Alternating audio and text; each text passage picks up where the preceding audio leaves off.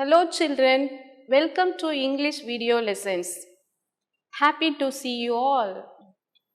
You all want to become famous. Am I correct? Yes. How will you become famous? By doing good deeds or by doing heroic deeds. Okay. Today I am going to introduce a great warrior named Ulysses. So Ulysses is a poem written by Alfred Tennyson. Alfred Tennyson was a British poet. He was the poet laureate of Great Britain and Ireland during much of Queen Victoria's reign. He became the most popular poet of the Victorian age. Tennyson excelled at writing short lyrics such as break, break, break, tears, idle tears, crossing the bar, and the charge of the light brigade. He wrote verses on classical mythology such as Ulysses,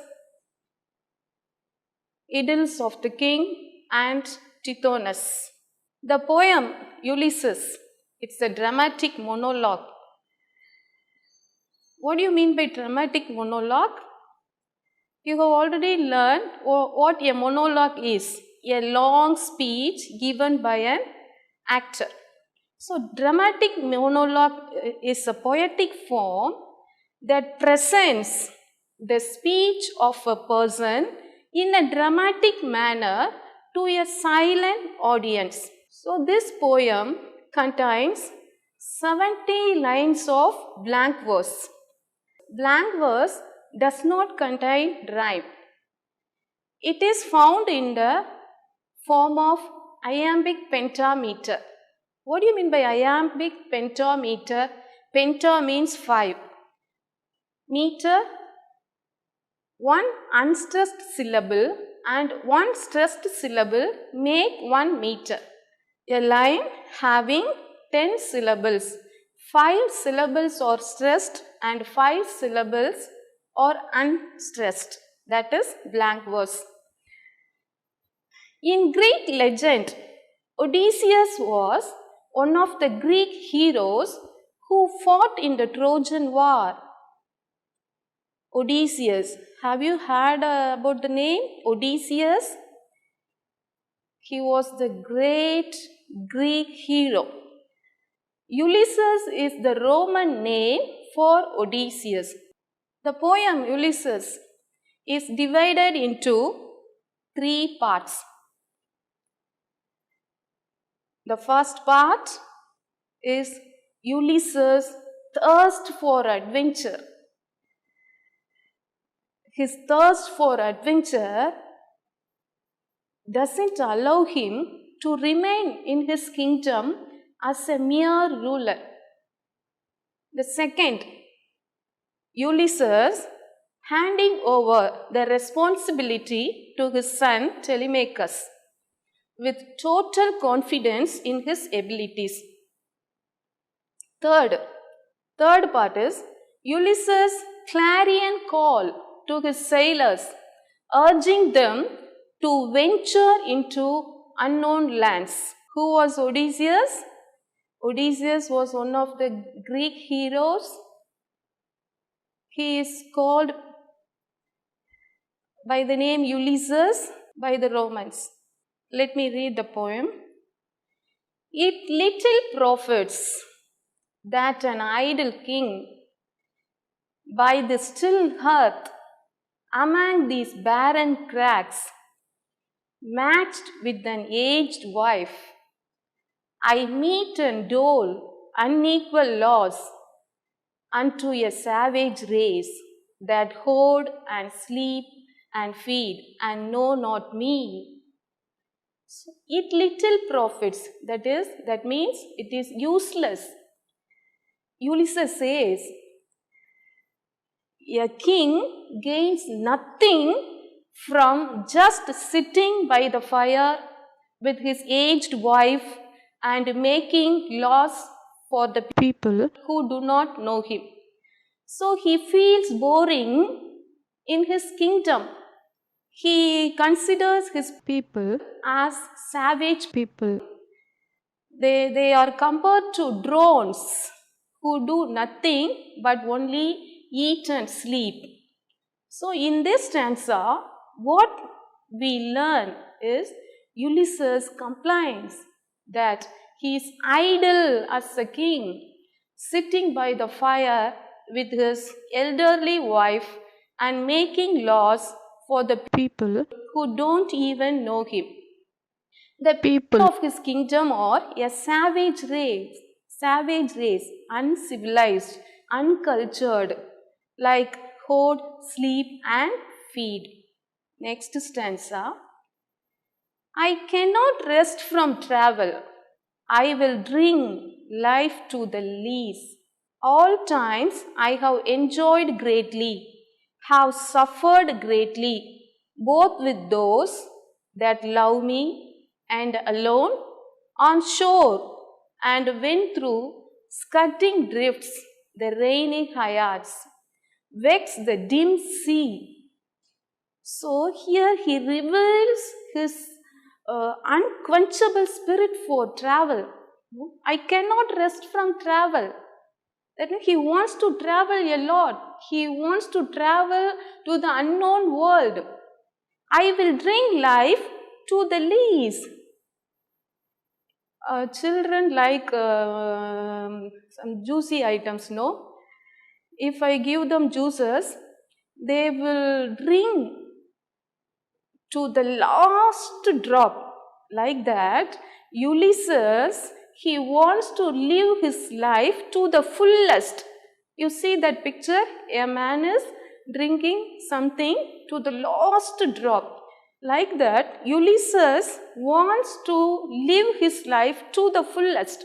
He has suffered greatly, he has enjoyed greatly, sometimes alone, sometimes with his companions, on the dry land and also in the depth of the sea, while sailing through heavy rains and destructive storms. What do you mean by Hyads? Hyads is a group of stars, as more often associated with rains. Next stanza. I am become a name for always roaming with a hungry heart.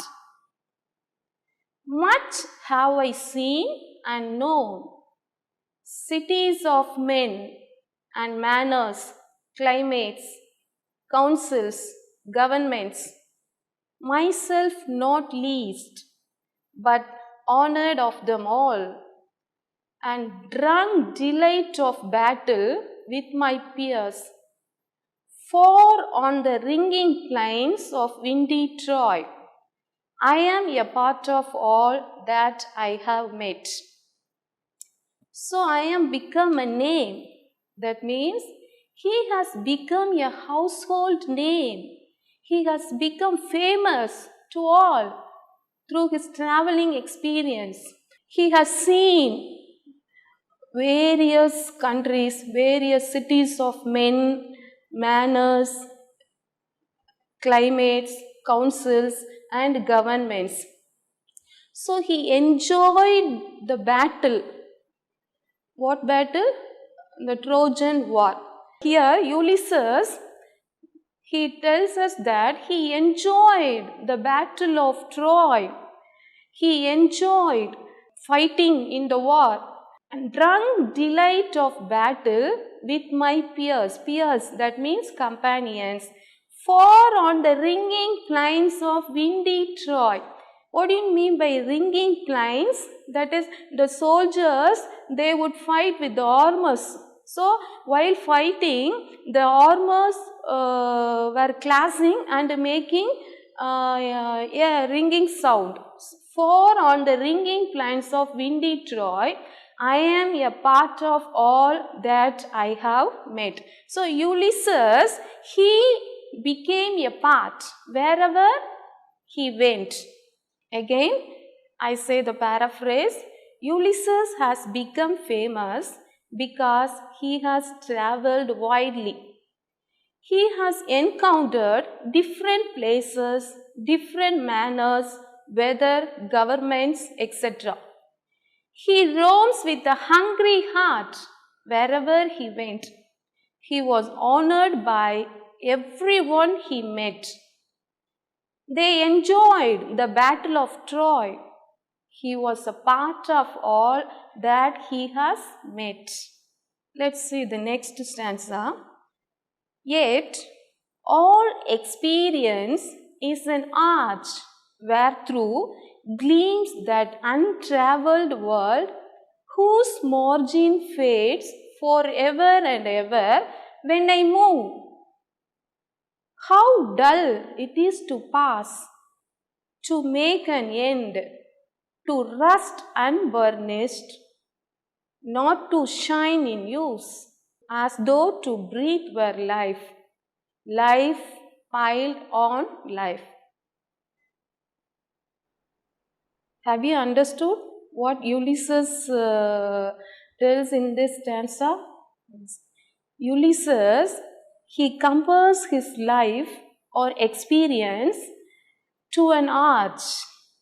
So, he describes the untraveled world as a place. So, the more he travels, the more margins of the world are covered up. He says that some kind of metallic instruments will shine when we use them. They will rust if nobody uses them. So, he reiterates that it is boring to sit idle. He doesn't like to lead an idle life without any adventure. In this stanza, he compares himself to a metal.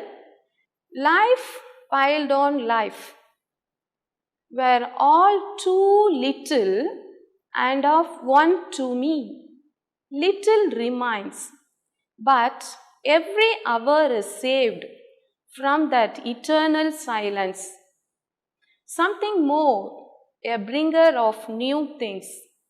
And while it were for some 3 suns to store and hoard myself, and this grey spirit yearning in desire to follow knowledge like a sinking star beyond the utmost bound of human thought. Life piled on life. So, Ulysses says, multiple of life are not enough to him because he wants to do more things in his life. So, he has given only one life. In that life also, only little remains because he has attained his old age. So, he has a very little in his life to achieve. So, every hour is saved in his life. Though he is an old man, nearing the end of his life, he wants to make the most of what's left. For him, it's a waste of time to hang out in Ithaca for 3 years when his desire for adventure is still so alive. Each hour brings him new experiences. He wants to chase after knowledge like a sinking star. Let's come to the second part. In this part, Ulysses hands over his kingdom to his beloved son Telemachus. Let's read this stanza. This is my son, mine own Telemachus, to whom I leave the scepter and isle, well loved of me, discerning to fulfill this labor by slow prudence, to make mild a rugged people, and through soft degrees subdued them to the useful and the good. Here, Ulysses tells about his son, his good qualities. He is well loved by Ulysses. So, Ulysses wants to hand over his kingdom to his son. In this stanza, Ulysses introduces his son Telemachus. He is the right guy to take over the job of the king of Ithaca. Telemachus is very smart and patient. He could transform the rugged people through his soft nature, and he is able to subdue them to make them good and useful. Next stanza. Most blameless is he, centered in the sphere of common duties, decent not to fail in offices of tenderness, and pay meet adoration to my household gods. When I am gone, he works his work, I mine. Here, Ulysses tells that Telemachus is blameless. He is without any faults. He is the right person to rule over Ithaca. He never fails in his duties. He is very sincere. He will do all his duties sincerely, and he never forgets to pay respects to the gods, and he entrusts him as a good king. In the last line, Ulysses says, when I am gone, he works his work, I mine. So Ulysses has planned to go to the unknown world. So he says he works his work, I mine. He will rule over the country, whereas I will go for travel. So we have learned what Ulysses told about his son. Okay. This is the third part of the poem. There lies the port. The vessel puffs her sail. There gloom the dark, broad seas, my mariners, souls that have toiled and wrought and thought with me, that ever with the frolic welcome took the thunder and the sunshine and opposed free hearts, free foreheads. You and I are old. Old age hath yet his honor and his joy. There lies the sport. Here, Ulysses, he shifts our attention to the port of Ithaca. The vessel puffs her sail. The ship is preparing to set sail. The ship is preparing to set sail. There gloom the dark, broad seas. My mariners, here he tells about the sailors who worked with him day and night, who faced challenges with him, souls that have toiled and wrought and thought with me, that ever with the frolic welcome took the thunder and the sunshine. Thunder means bad times. Sunshine, good times. So the sailors, they were with Ulysses during the good times and bad times. Even though they are old, still they have the spirit to achieve. Ulysses says that old age people,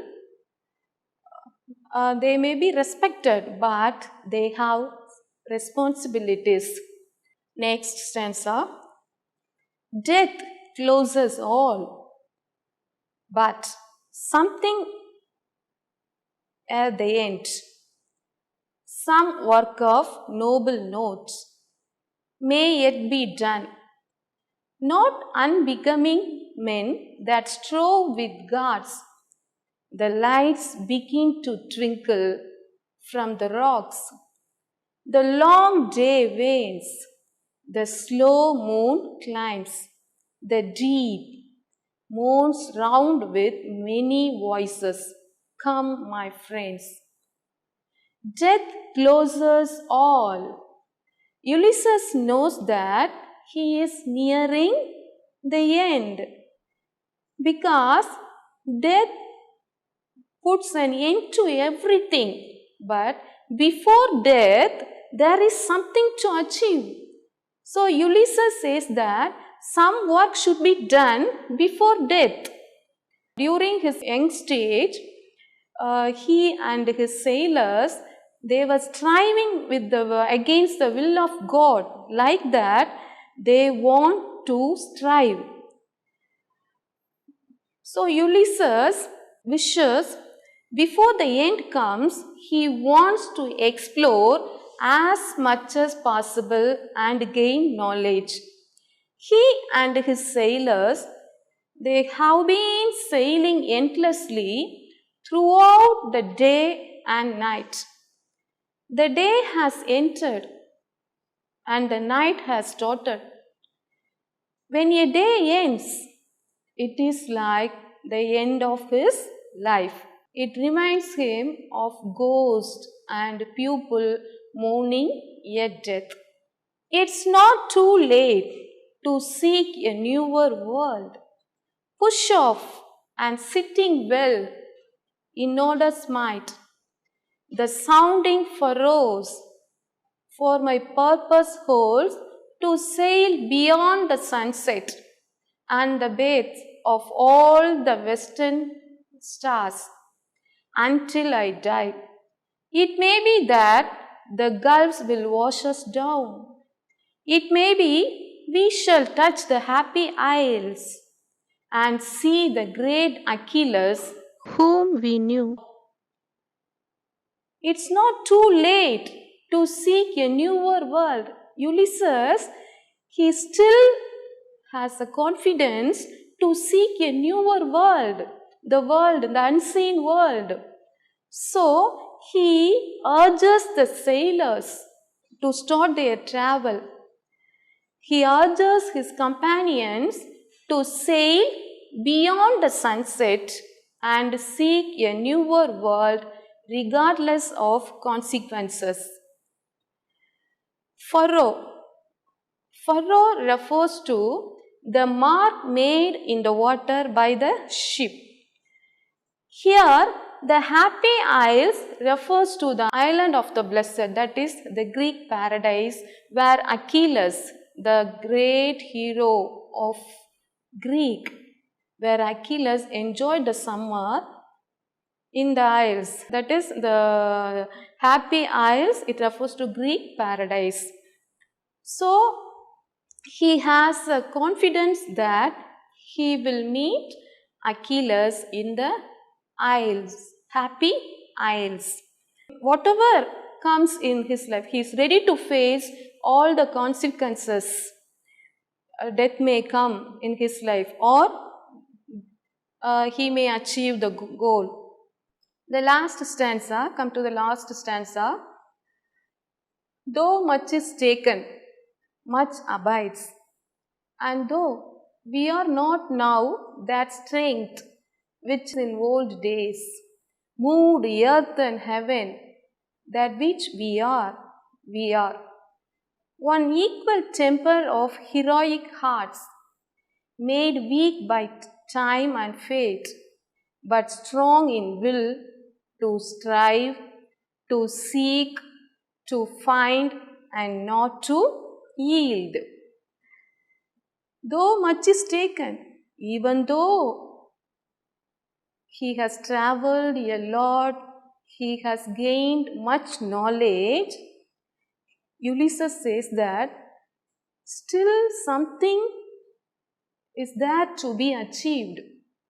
Ulysses tells that the brave hearts of the sailors had once moved heaven and earth. They have grown old and weak physically now, but their spirit is young and fearless. They have the will to seek out, to face challenges without giving up. That's the only thing you should have. You should not give up even though you face a lot of trials and difficulties. In this stanza, Ulysses' call is an inspiration for all those who seek true knowledge and strive to lead a meaningful life. You see the last line, to strive, to seek, to find, not to yield. You have to strive to achieve, you have to seek, you have to find, and you should not give up. So let us see the figures of speech used in the poem. Personification. What do you mean by personification? Personification is a figure of speech in which a thing or an animal is given human attributes. That is called personification. Let me read the lines. Through scudding drifts, the rainy hyads vex the dim sea. Here, sea is personified. The sea is vexed. Okay, here sea is personified. It's given human qualities. Next line. The deep moans round with many voices. Here, voice is given human qualities. Next line. There lies the port. The vessel puffs her sail. So, in this line, the ship is personified as a woman. Thank you, children, for watching.